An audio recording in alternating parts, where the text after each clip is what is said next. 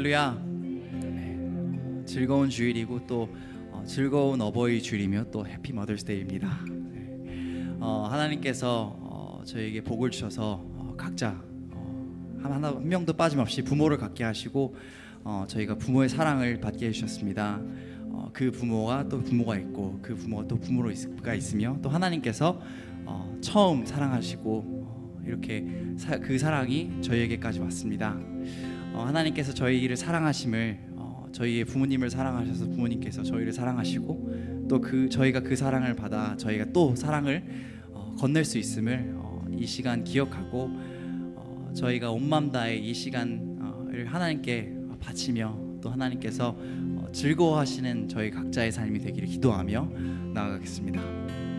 같이 찬양하겠습니다. 주님과 함께하는 이 고요한 시간 주님의 보좌 앞에 내 마음을 쏟네.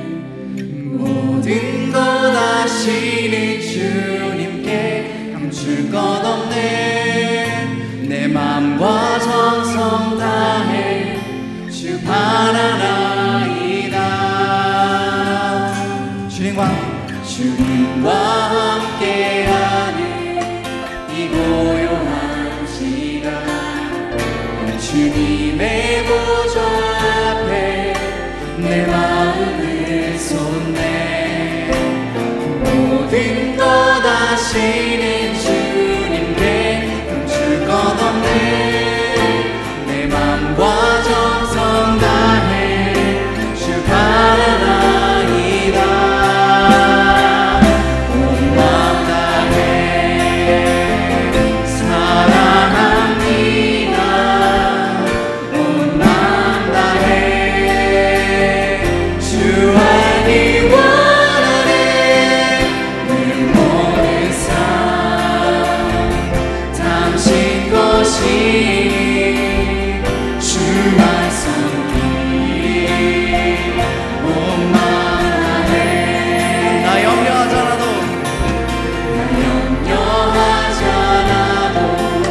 내 쓸 것 아시니 나 오직 주의 얼굴 구하게 하소서.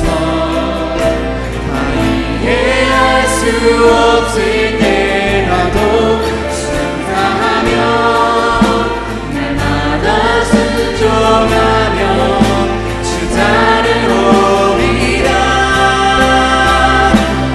온 마음 다해 사랑합니다. 온 마음 다해 주 알기 원하네. 내 모든 삶 당신 것이니 주만 섬기 온 마음 다해. 믿음으로 고백하겠습니다. 온 마음 다해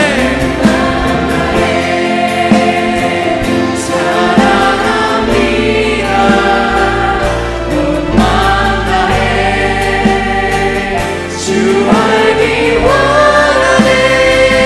내 모든 삶 당신 것이니 아멘 주만 섬기 온 마음 다해. 내 모든 삶 당신 것이니 주만 섬기리 온 마음 다해. 아멘 아멘. 주님만 섬기기 원합니다. 저희가 고백한 것처럼 오직 주님만 섬기고 저희가 드릴 수 있는 최고의 것 저희가 사는 모든 나날을 주님 앞에 바치길 바랍니다. 이 시간 같이 찬양하겠습니다.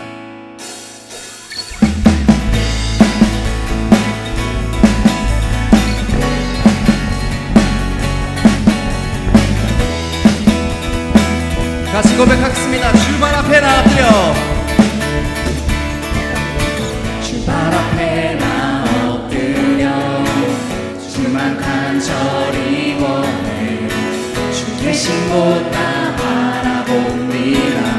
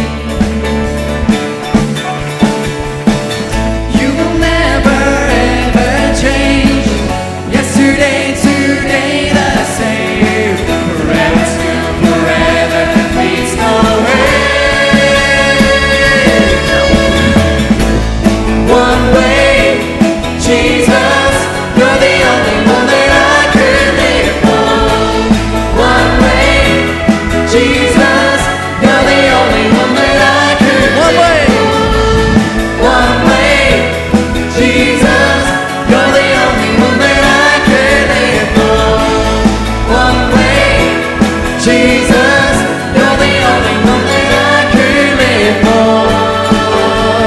You are the way, the truth, and the life. We live by faith and not by sight. For you, we live it all for you. You are the way, the truth, and the life. We live by faith and not by sight. For you, we live it all for you. You are the way. You are the way, the truth, and the life. We live by faith and not by sight. For you, we live it all for you. You are the way. You are the way, the truth, and the life. We live by faith and not by sight. For you, we live it all for you. One way, Jesus, you're the only one that I could live for. One way, Jesus, you're the only one that I could. One way, Jesus, you're the only one that I could live for. One way, Jesus, you're the only one that I could live for.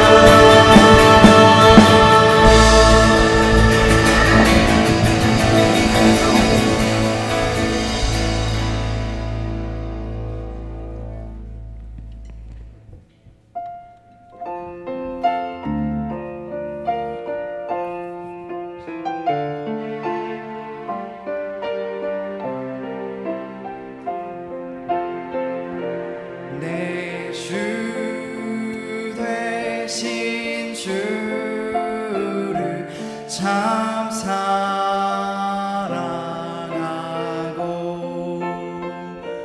곧 그에게 죄를 다 고하리라.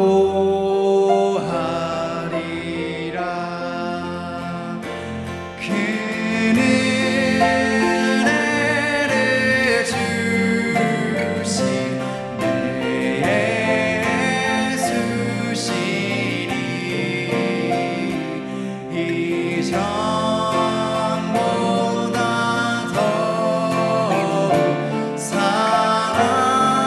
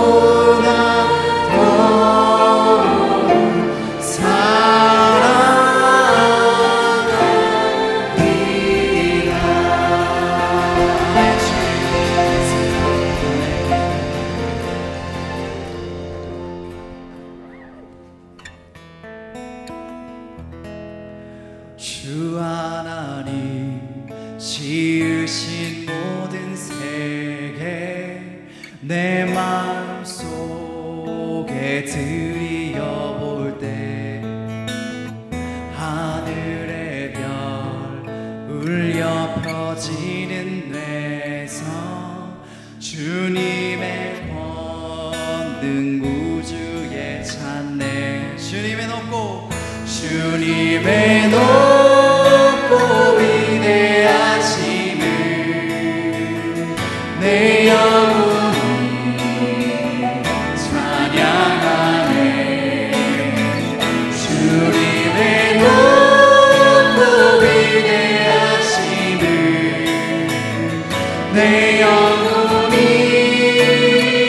찬양하네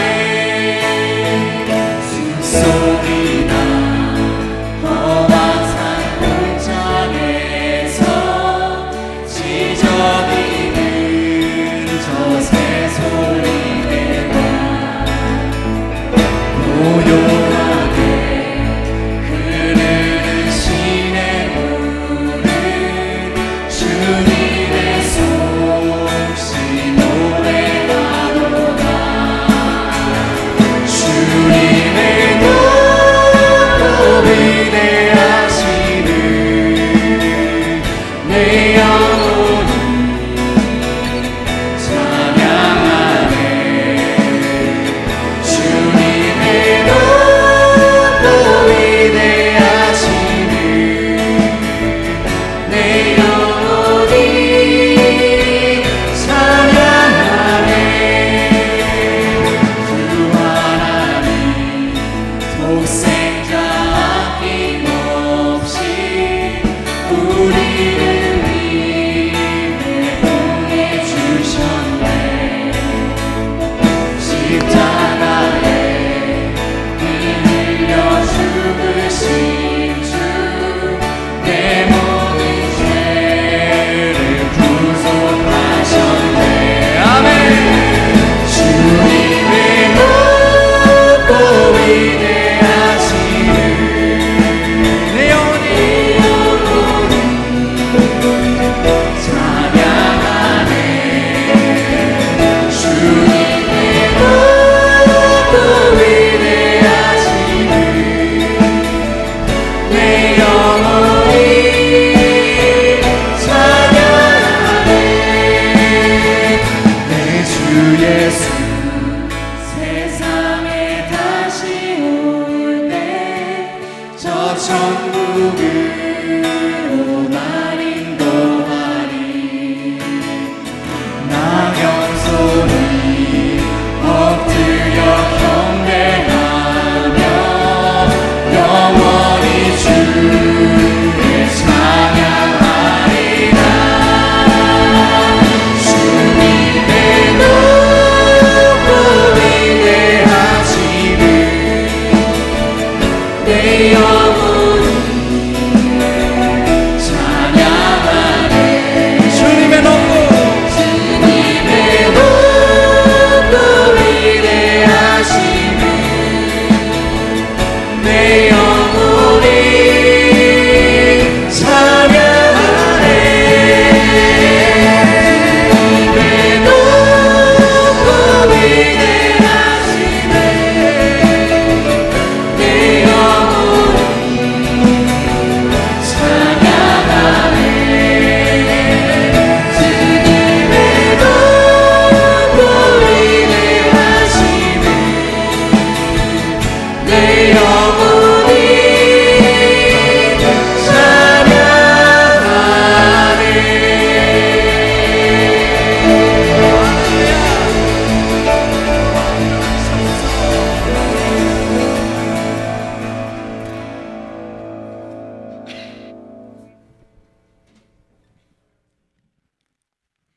사랑과 은혜가 충만하신 하나님 아버지, 아무 자격 없는 저희를 하나님의 사랑하는 자녀로 삼아주시고 저희 안에 참된 소망을 부어주셔서 뭐라 표현할 수 없는 기쁨과 감사로 이 예배 자리를 불러주신 하나님께 감사와 찬송을 올려드립니다. 오늘은 특별히 어버이 주일로 주님 앞에 나와 예배를 드리오니 이 시간 저희를 눈물과 사랑으로 길러주신 부모님의 노고를 기억하게 해주시옵고, 저희의 삶에 부모님을 허락하신 하나님께 감사함으로 예배에 임하게 해주시옵소서. 하나님, 부모님의 헌신과 사랑을 통해 하나님의 사랑을 깨닫게 해주심에 감사드립니다. 그럼에도 불구하고 저희가 서 있는 이 사회는 자신의 욕심과 이기심이 우선이 되어 점점 그 은혜를 망각하고 부모님을 공경함이 소홀히 여겨지고 있음을 고백합니다. 이 시간 내 부모를 공경하라 명하신 하나님의 계명을 제대로 지키지 못했음을 고백하고 회개하오니, 오늘 이 예배를 통해 참된 자녀의 모습을 되찾는 은혜를 허락해 주시옵소서. 하나님, 이 시간 평생을 자녀들을 위해 눈물로 기도하시고 당신의 건강보다는 자녀들이 건강하고 잘 되시기만을 바라셨던 부모님의 마음을 위로하여 주시길 간절히 기도드립니다. 부디 저희에게 부모님의 따뜻한 사랑을 마음으로 헤아리는 지혜를 부어주셔서 우리를 향한 하나님의 열심과 성실함을 배우는 은혜를 허락해 주시옵소서. 하나님, 저희 교회가 늘 감사하는 겸손한 교회가 되게 해 주시옵소서. 불확실한 이 광야의 삶으로 인도하사 우연이 없는 예비하신 안식과 복을 누리게 하신 하나님의 은혜에 진심으로 감사드립니다. 하지만 이스라엘 백성은 기나긴 광야의 생활에서 하나님께서 친히 공급하신 하늘의 양식에 대해 결국 감사함을 잊고 한착해 여기는 죄를 범하고 말았습니다. 이 시간 저희가 일상이라고 여기는 당연한 것들이 사실 모두 기적이었고 그 모든 것이 하나님의 은혜임을 고백하오니 부어주신 그 은혜에 묻어져 버린 저희 마음을 깨워주시옵고, 어느 순간부터 익숙해져 버린 사랑하는 이들과 함께하는 모든 순간순간의 소중함을 깊이 깨닫는 은혜를 허락해 주시옵소서. 하나님, 저희 교회가 영적으로 성장하는 교회가 되게 해 주시옵소서. 부모 세대의 희생과 헌신 위에 교회가 세워졌음에도 불구하고 이 시대 교회들은 이기적이고 자기중심적인 신앙에 빠져 하나님 나라에 대한 진정한 섬김과 헌신이 사라지고 있음을 회개합니다.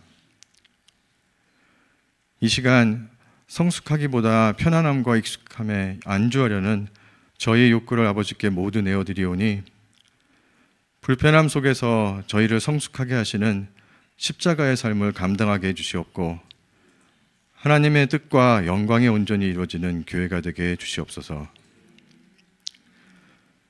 하나님, 저희 마음에 선교의 소망을 품게 하셔서 저희 교회를 세우신 목적과 교회를 향한 하나님의 뜻을 깨닫게 해주심에 감사드립니다. 매달 방문하고 있는 크리스천 아일랜드 선교와 6월 도미니칸 리퍼블릭 비전 출입을 위해 기도드리오니 모든 선교 일정마다 성령님께서 함께 해주셔서 참여하는 모든 성도들이 하나님 아버지의 마음으로 한 영혼 한 영혼을 불쌍히 여기는 마음을 갖게 해주시옵고, 하나님께서 저희에게 부어주시는 같은 은혜와 감동이 그 땅에도 흘러 넘치게 해주셔서 그 땅 위에 주님께서 이루신 놀라운 복음의 능력과 하나님의 영광이 나타나게 해주시옵소서. 하나님, 이 시간 저희는 하나님 앞에 너무나 부족한 부모임을 고백합니다. 우리 자녀들이 부족한 저희의 형상을 닮지 않도록 해주시고 모든 시선을 오직 하나님만 바라보게 하셔서 하나님의 형상을 닮아가도록 인도해 주시옵소서. 우리의 자녀 세대들이 이 황폐한 세상으로부터 구별되는 삶을 살게 해주시옵고 수많은 유혹과 고난을 담대히 여기는 성령의 능력을 부어주셔서 세상을 변화시키는 빛과 소금의 역할을 잘 감당할 수 있도록 인도해 주시길 간절히 기도드립니다.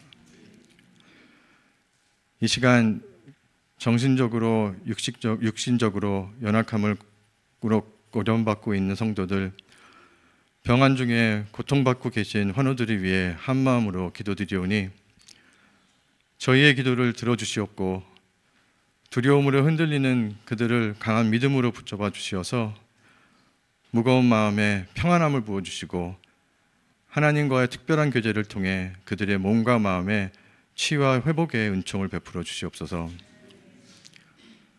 이 시간 손명수 목사님 말씀 전하실 때 성령의 은총 허락하여 주셔서 허락하신 말씀을 통해 우리의 영혼이 세워지도록 성령의 감격과 기쁨이 넘치는 귀한 예배가 되게 해 주시옵소서.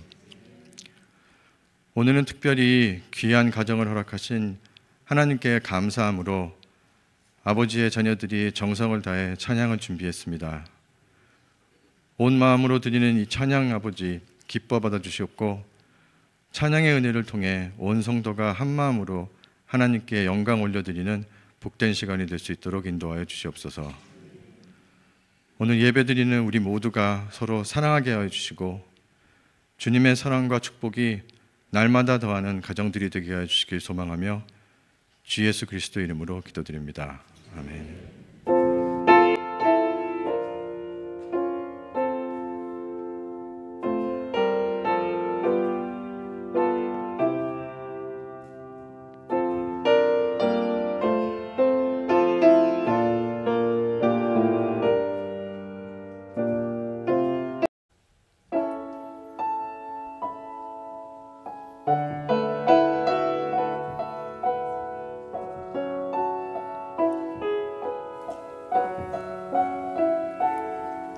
아빠, 하나님 나라는 뭐예요? 드림아, 하나님 나라는 말이야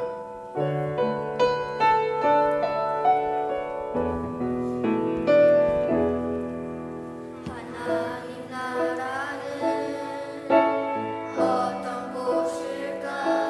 아픔과 슬픔이 없는 나라인가요? 하지만 이곳은 그렇지 않은 것. 하나님 나라에 살고 싶어요. 하나님 나라는 이곳이란다.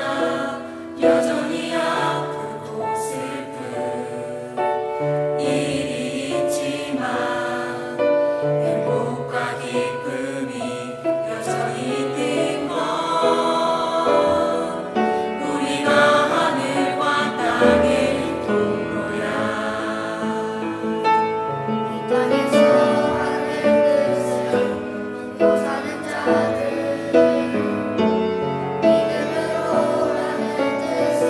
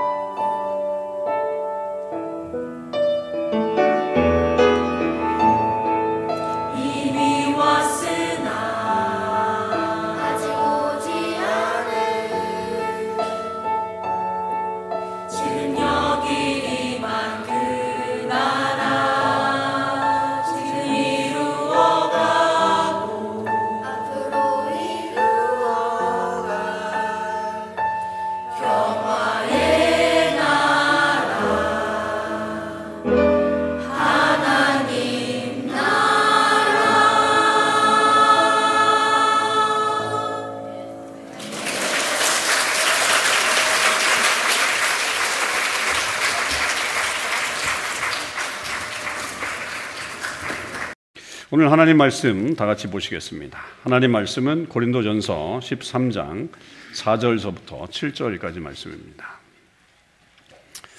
고린도전서 13장 4절부터 7절까지 우리 저와 여러분이 한 절씩 교독으로 하나님 말씀 읽으시겠습니다.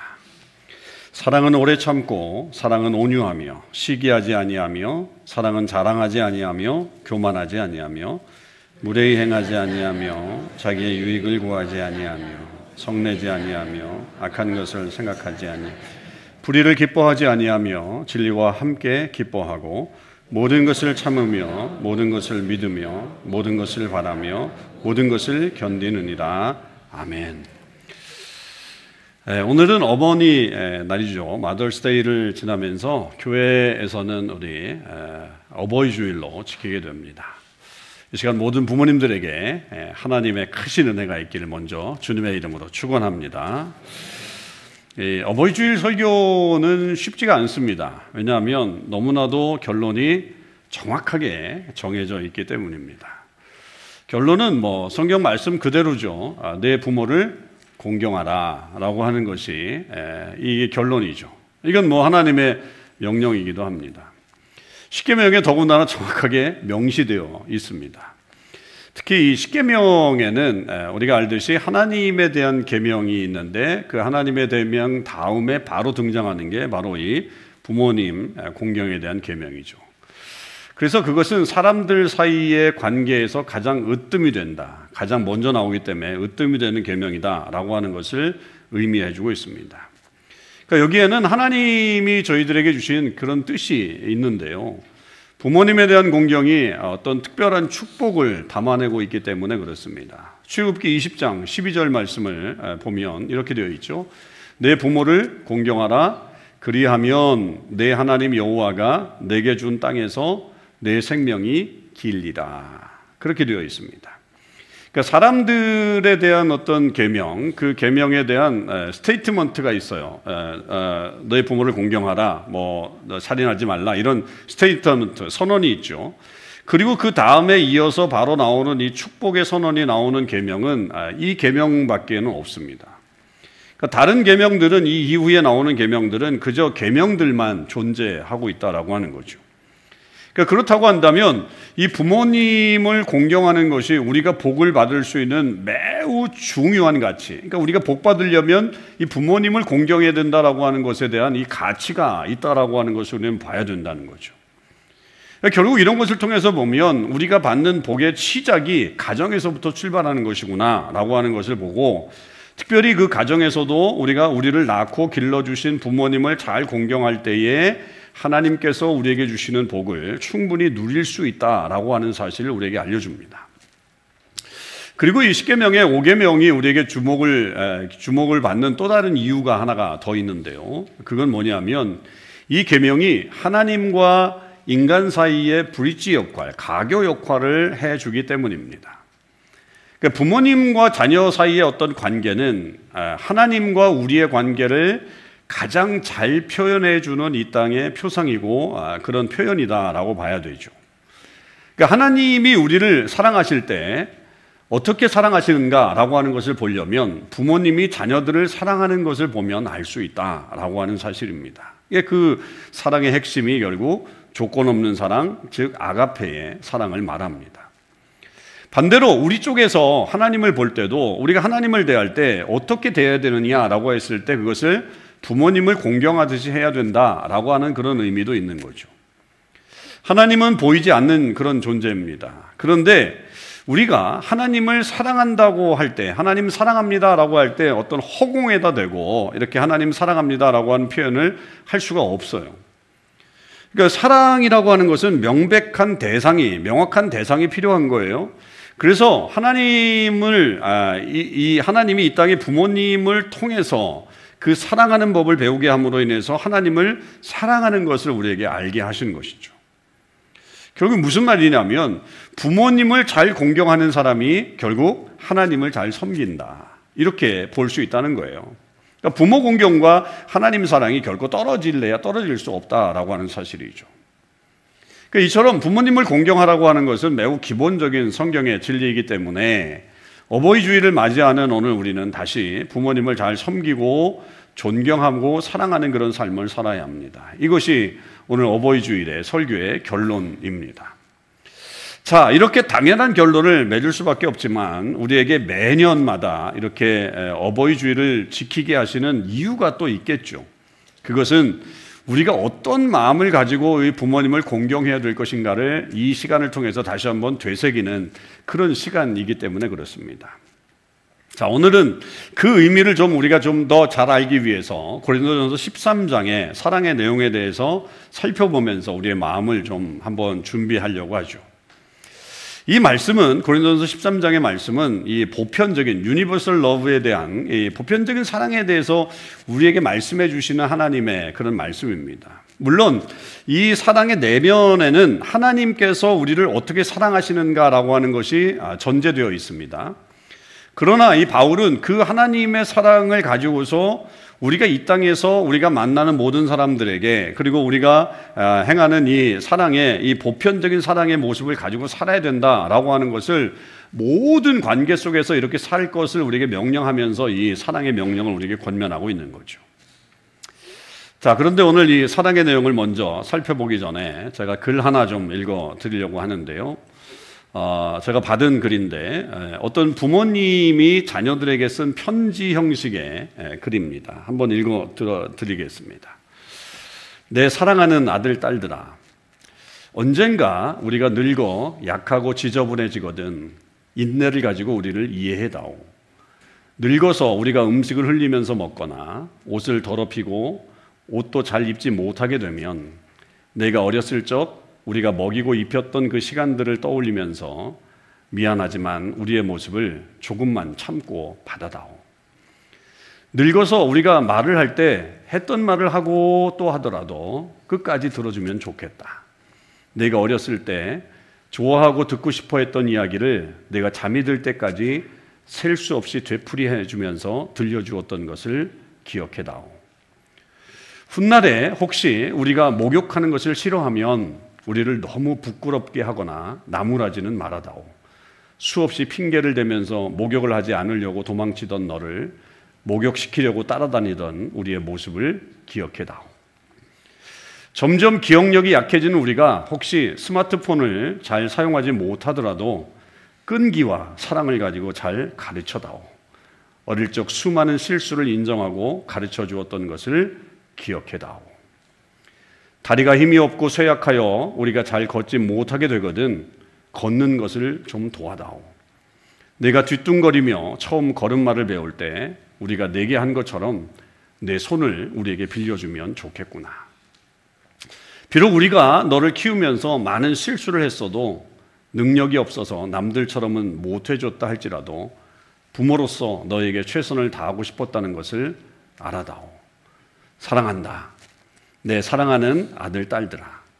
내가 어디에 있든지 무엇을 하든지 너를 사랑하고 너의 모든 것을 사랑한단다. 오늘 나를 위해 사랑한다는 말을 한 번만이라도 해다오. 어떠세요? 어르신들은 이 글에 공감하시나요? 저도 좀 이 나이 들어가는 아버님을 보면서 이 글에 나타나는 마음을 조금은 좀 알게 되었습니다. 아마도 여기 계신 많은 어르신들이 마음이 그렇지 않을까 그렇게 싶어요.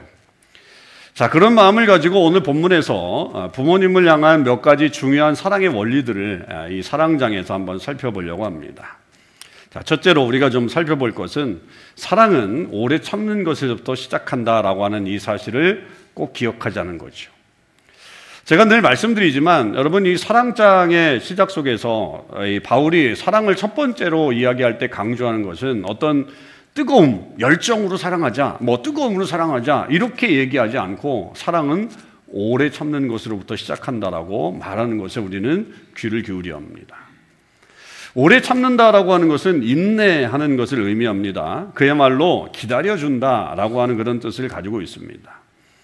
7절에도 모든 것을 참는다라고 하는 표현이 있죠. 모든 것을 참으며라고 하는 말이 나와서 같은 의미라고 생각할 수 있지만 사실 이 7절에 나오는 이 참는다라고 하는 말은 헬라어로는 다른 표현을 말하고 있는데 이거는 덮어준다, 커버업, 덮어준다라고 하는 의미가 훨씬 더 강합니다.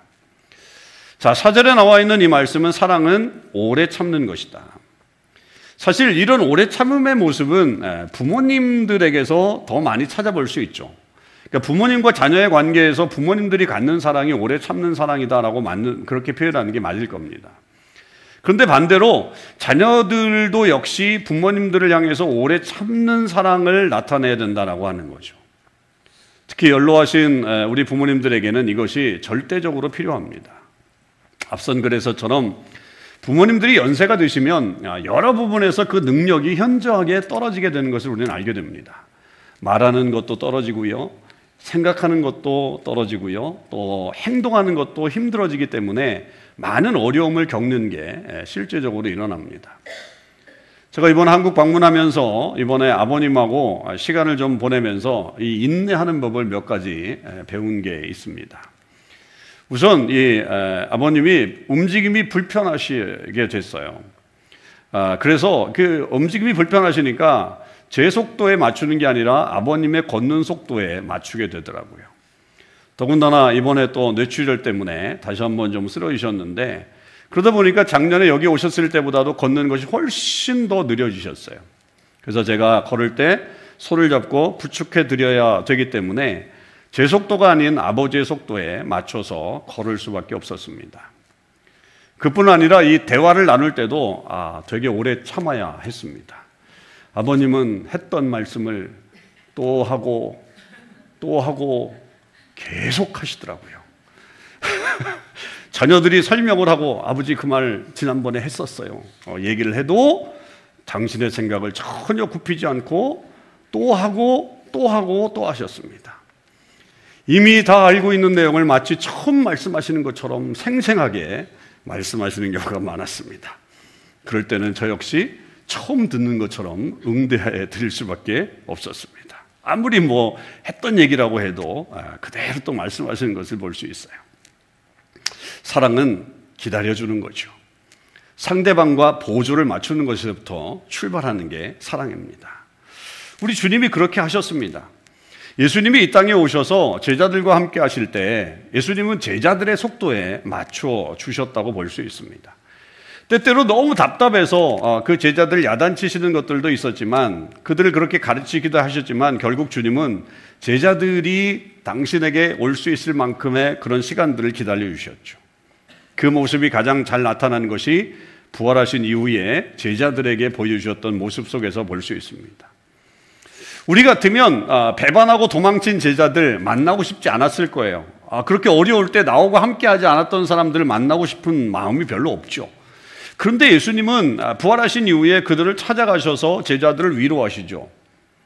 보지 않고는 믿을 수가 없다, 이렇게 말했던 도마에게 야단치시는 게 아니라 손을 내밀죠. 손을 내밀면서 만져보라 라고 말씀하셨고, 예수님을 3번이나 부인했던 베드로를 찾아가서는 그를 또 3번이나 사랑한다라고 하는 그런 표현을 하게 하심으로 완벽하게 회복시켜 주시기도 했습니다. 그러니까 그들을 기다려주신 거죠. 그들이 성장할 수 있도록 기다려주시고 하나님의 사람이 되도록 그렇게 해주셨습니다.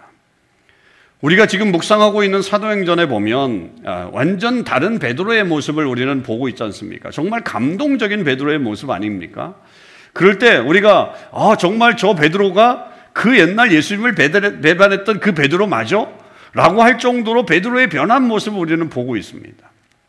가장 가까이에서는 성령을 받았기 때문에 성령의 능력으로 인해서 그가 변화되었다고 볼 수 있지만, 그 이전으로 돌아가 보면 예수님의 기다림과 용서의 시간이 있었기 때문에 그런 일들이 가능했던 것이라고 볼 수 있습니다. 우리 역시 오래 참는 사랑을 가지고 부모님을 대해야 합니다. 그분들은 이미 그 사랑을 가지고 자녀들을 가르치시고 길러오셨습니다. 그런 분들에게 자녀들 역시 오래 참는 사랑을 보여주는 것이 당연합니다. 두 번째로, 사랑은 무례히 행하지 않는 것이다 라고 말씀하고 있습니다. 무례히 행하지 않는다라고 하는 말은 예의를 갖추라는 말이에요. 예의를 갖춰서 존경하며 사랑하라는 말입니다. 헬라어로는 분명히 존경하는 마음을 가지고서 사랑하라는 뜻이 강하게 묻어 있습니다. 그리고 그분들을 부끄럽게 하지 말라라고 하는 것도 이 표현 안에 들어가 있습니다. 이 같은 의미로 표현되는 그런 말입니다. 여러분, 사랑은 상대방을 존중하고 존경하는 것이 바로 사랑입니다. 동양적인 문화에서 부모님에 대한 존경을 모르는 사람은 없을 거죠. 당연한 것으로 여깁니다. 어떤 부모님들은 심지어 존경받을 만한 그런 행동을 하지 않은 분들도 계시지만, 그럼에도 부모님을 존경해야 된다, 공경해야 된다라고 하는 것은 동양의 큰 미덕으로 자리매김하고 있습니다. 그러나 이것은 오늘날에도 저는 마찬가지로 적용된다고 여깁니다.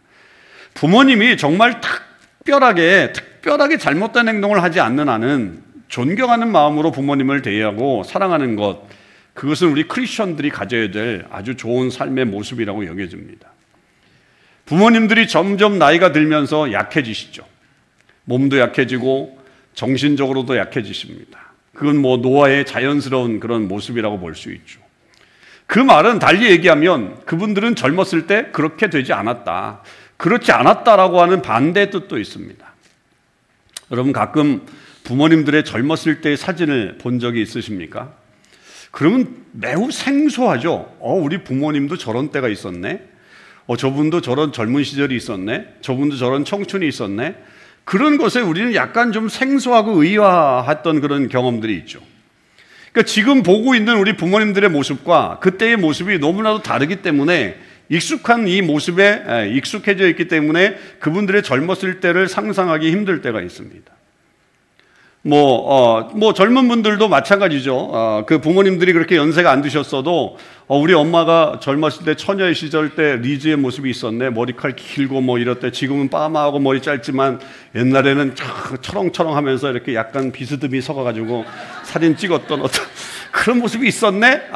그렇게 하면서 놀랄 때가 있단 말이죠. 여러분, 그러나 우리 그런 부모님들의 삶 역시 우리의 삶만큼 존중받아야 되죠. 그러니까 그런 젊은 시절의 모습이 있었기 때문에 지금의 그분들의 모습이 있는 건 아니겠어요? 그분들이 그 시절에 많은 고생을 하셨고 열심히 살아오셨고 최선을 다하셨다라고 하는 것입니다. 특히 자녀들을 길러내기 위해서 얼마나 많이 노력하고 살아오셨어요. 그렇다면 그분들의 삶은 그것만으로도 충분히 존중받고 또 사랑받아야 마땅하다고 생각합니다. 지금의 어찌 보면 좀 연약하고 초라한 모습이 그분들의 전부의 삶이 아니라고 하는 것을 꼭 기억해 달라고 하는 겁니다. 그래서 자녀들은 최선을 다해서 부모님을 섬기고 예의를 갖추고 행동해 주는 것, 무례히 행하지 않는 사랑을 보여주는 것이 중요합니다. 예수님도 그런 사랑을 보여주셨잖아요. 특히 예수님은 어떤 사람들을 사랑하셨냐면 약자들, 사랑을 더 많이 드러내셨죠. 죄인들, 창기들, 또 세리들, 여자들, 어린아이들. 이들은 다 그 당시에 사람들에게 무시당하는 그런 사람들이었습니다. 그러나 예수님은 어떻게 하셨어요? 그들을 무시하지 않으시고 그들에게 다가가셨죠. 그들을 존중해 주셨어요. 그리고 그들과 함께 식사도 하시고 교제도 하셨어요. 무엇보다도 그들에게 하나님 나라의 복음을 전해 주셨단 말이죠. 자기 주장을 제대로 할 수 없는 사람들, 그 사람들을 찾아가셔서 예수님 무시한 게 아니라 그 사람들을 정말 사람 대접을 해 주셨을 뿐만 아니라 도리어 하나님의 백성이 되도록 해주시는, 적극적으로 도와주시는 그런 역할을 해주셨다라고 하는 거죠. 그런 예수님의 마음을 가지고 우리 역시 부모님들에 대한 존중하는 마음, 존경하는 마음을 가지고 그 사랑을 표현하도록 그렇게 노력해야 되겠습니다. 마지막으로 하나 더 살펴볼 모습은 성내지 않는 사랑입니다. 성내지 않는 사랑.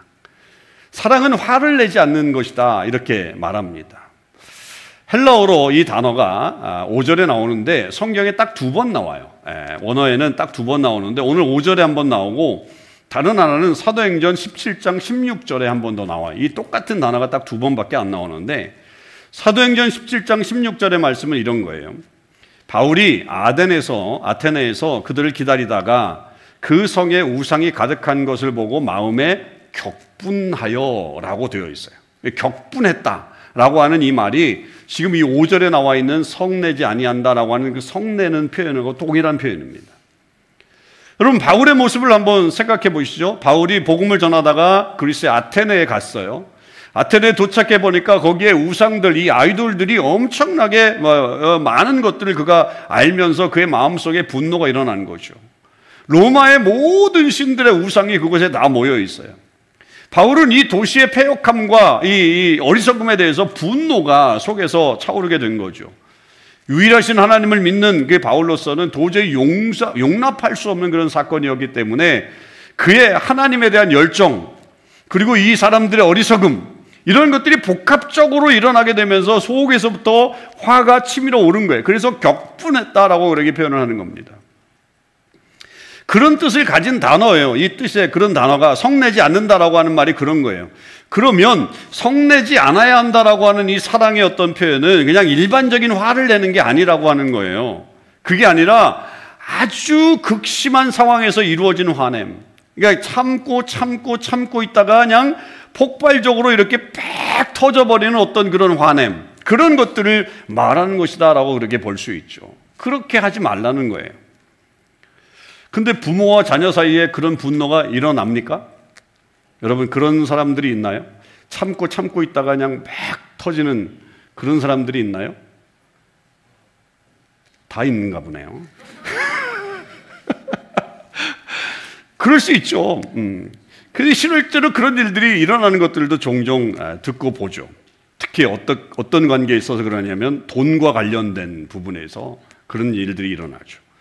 부모님이 재정적으로 여유가 있는데도 불구하고 지금 자녀가 힘들게 사는데 전혀 안 도와준다거나 뭐 이러면 이제 자녀들이 화가 나면서 부모의 어떤 관계가 완전히 깨지거나 아니면 되게 이 분노에 가득 찬 그런 모습들을 보게 되죠. 부모님이 돌아가신 이후에도 유산을 분배할 때 이 불공정함, 언페어가 일어나게 되면 거기에 이제 화를 내면서 마치 이 분노가 일어나는 것들을 볼 수 있죠. 그런 것들이 관계 속에서 일어날 수 있습니다. 자, 예수님은 어떠셨어요? 예수님도 화를 내셨죠. 특히 예루살렘 성전에 들어가셔서 성전에서 장사하는 사람들의 모습을 보시고 그 상을 엎으셨죠. 그리고 채찍을 휘두르셨습니다. 아마도 이것은 바울이 아테네에 가서 경험했던 것 같은 그런 마음이었을 것이고 예수님은 그 마음에 더해서 아예 그것을 행동으로 나타내신 그런 모습으로 표출된 그런 그 분노의 모습을 나타내신 거죠. 그런데 여러분, 이 예수님의 분노는 무엇과 관련되어 있냐면 진리와 관련된 행동이다라고 하는 것을 우리는 기억해야 되겠죠. 성전은 하나님께 기도하는 장소인데 그 기도하는 장소를 장사하는 곳으로 만들어버린 이 본래의 의미를 훼손시켜버린 것에 대해서 예수님이 가만 보실 수 없기 때문에 거기에 분노를 하신 겁니다. 여러분, 오늘 본문 6절을 보시면 사랑은 불의를 기뻐하지 아니하며 진리와 함께 기뻐한다라고 하는 표현이 있어요. 우리가 사랑을 정의할 때 이런 정의가 정말 좀 의아해하지 않습니까? 사랑은 이렇게 표현할 때 사랑은 불의를 기뻐하지 않고 진리와 함께 기뻐한다라고 했을 때 우리에게 있어서 이렇게 딱 와닿지 않지만 예수님의 이 행동을 보면 그게 사랑의 표현이구나라고 하는 것을 우리가 알 수 있게 되는 거죠.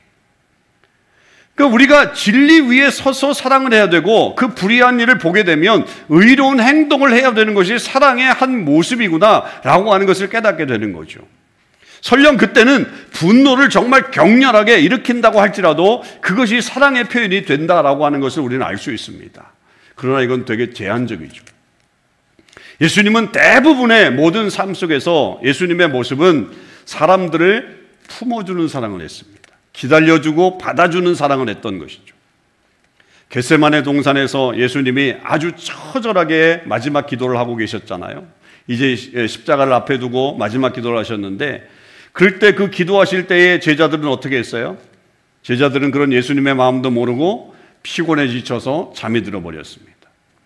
예수님이 그들을 와서 깨우기도 하셨지만 그렇다고 그들에게 야, 너희 뭐 하고 있는 거야? 지금 이때가 지금 너희들 잠자고 있을 때야? 라고 하면서 그냥 화만 내어 쏟는 그런 모습을 보여주지 않으셨단 말이에요. 지금 그 상황이 너무나도 긴박하고 속에서 내가 지금 어떤 상황인데 제자들이 자고 있는 이 상황엔 정말 분노가 타오르는 그런 상황인데 예수님이 그렇게 표현하지 않으셨죠. 오히려 어떻게 하셨어요? 그들의 연약함을 아셨어요. 그리고 그들을 위로하셨죠. 야, 이제 그만 자라. 너희들 너무 피곤한 것 같으니까 자라. 잠시 후면 엄청난 일이 벌어질 거고 예수님은 정말 엄청난 고난을 당할 건데 그것을 모르는 제자들에 대해서 안타까워하시면서 그들을 받아주시는 행동을 하셨다라고 하는 것입니다. 자녀들이 부모님들에게 격분하는 일은 좀처럼 일어나지 않는다 할지라도 혹시 그런 일이 일어날 때 우리는 이 말씀을 기억해야 됩니다. 사랑은 성내지 않습니다. 격렬한 화를 내기보다는 오히려 그 사람들을 받아주고 그 품는 사랑을 표현하는 것이 우리가 이 부모님들에 대한 사랑, 또 자녀들에 대한 사랑 속에서 우리가 배워야 될 세 번째 내용입니다. 그 외에도 우리가 사랑에 대해서 여러 말씀을 할 수 있지만 오늘 설교를 다시 한번 마감하면서 출애굽기 20장 12절의 말씀을 한번 다시 봤으면 좋겠어요. 내 부모를 공경하라. 그리하면 내 하나님 여호와가 내게 준 땅에서 내 생명이 길리라. 앞서서 이런 복의 내용이 들어있는 계명이 부모 공경의 계명밖에 없다고 말씀드렸어요. 다른 거에는 복이 표현되어 있지 않아요. 그러면 여러분 이렇게도 우리가 설명할 수 있는 거예요. 이 복은 나머지 계명들에게도 다 해당되기 때문에 생략했다라고도 볼 수 있다라고 하는 거예요.